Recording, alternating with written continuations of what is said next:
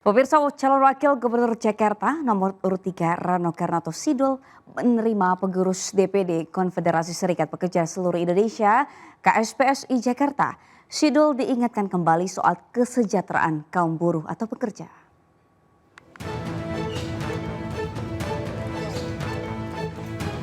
Para pengurus DPD KSPSI Jakarta diterima calon wakil gubernur Jakarta Rano Karno di garasi warung Sidul di kawasan Lebak Bulus, Jakarta Selatan. Kedatangan mereka bukan mengajukan tuntutan, namun mengingatkan kembali soal kesejahteraan kaum buruh ataupun pekerja terutama masalah UMP.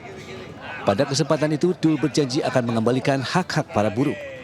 Hanya ya kesejahteraan kaum buruh misalnya itu kan, karena waktu itu memang sempat berhenti pada waktu pandemi. Nah, saya bilang insya Allah kalau memang nanti ya saya sama Mas Pram memang datang ke DKI, kita akan kembalikan hak-hak buruh yang memang pernah diterima. Itu aja sebetulnya, nggak ada yang aneh-aneh kok.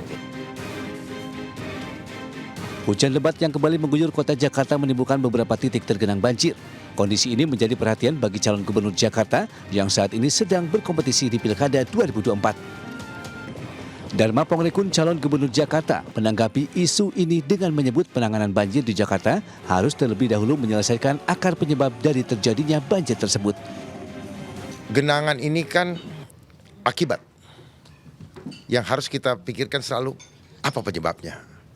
Jadi dalam menyelesaikan setiap masalah, jangan hanya menyelesaikan puncak gunung esnya, itu sama dengan menjadi pemadam kebakaran, tetapi cari akar masalahnya. Dari Jakarta, Hamzah Hasibuan, Sadu Santo iNews melaporkan. Pemirsa, Ketua Umum Partai Golkar Bahlil Lahadalia mengumumkan susunan lengkap pengurus DPP Partai Golkar 2024-2029. Salah satunya susunan Wakil Ketua Partai Golkar.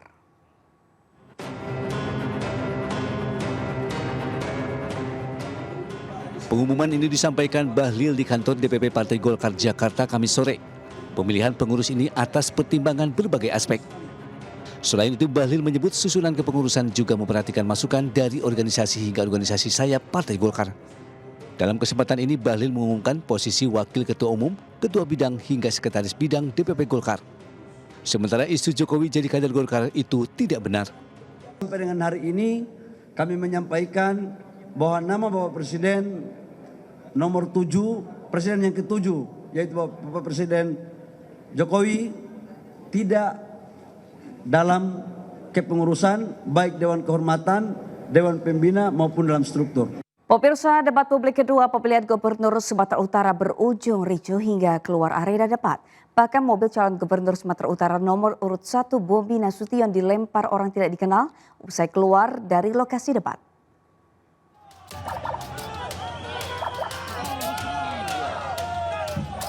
Video amatir merekam detik-detik kericuhan yang terjadi di luar lokasi debat publik kedua pemilihan Gubernur Sumatera Utara yang digelar di salah satu hotel di Kota Medan Rabu malam. Sorak-sorai antar pendukung serta aksi saling lempar botol air mineral pun tak terelakkan antara kedua pendukung pasangan calon gubernur.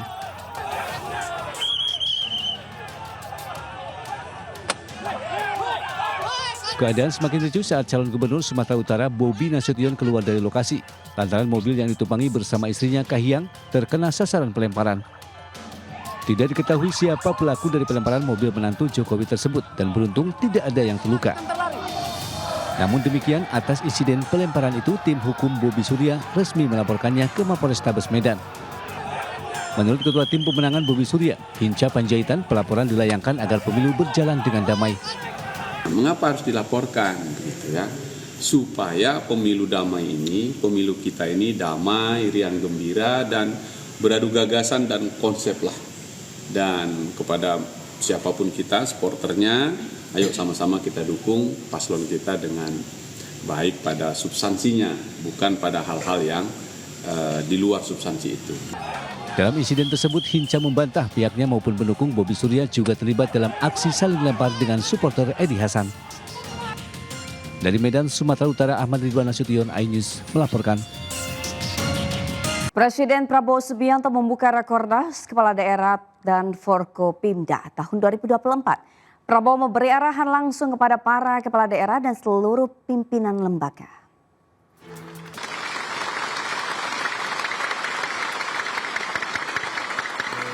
Kementerian Dalam Negeri menggelar rapat koordinasi nasional penyelenggara pemerintahan daerah tahun 2024.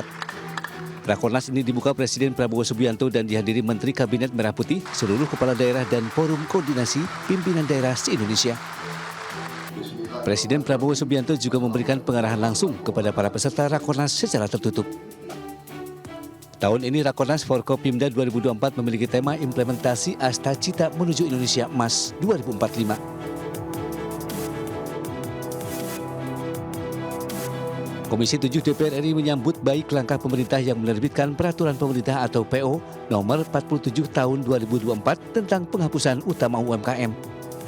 Langkah ini dipandang dukungan kepada pelaku UMKM yang selama ini terdampak masalah ekonomi di tengah melemahnya daya beli masyarakat.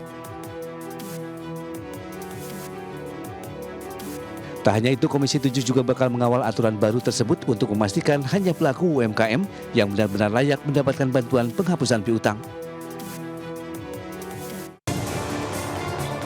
Menteri Koordinator Bidang Politik dan Keamanan Budi Gunawan optimistis program Presiden Prabowo Subianto terwujud, salah satunya program makan gizi gratis yang tertuang dalam Asta Cita.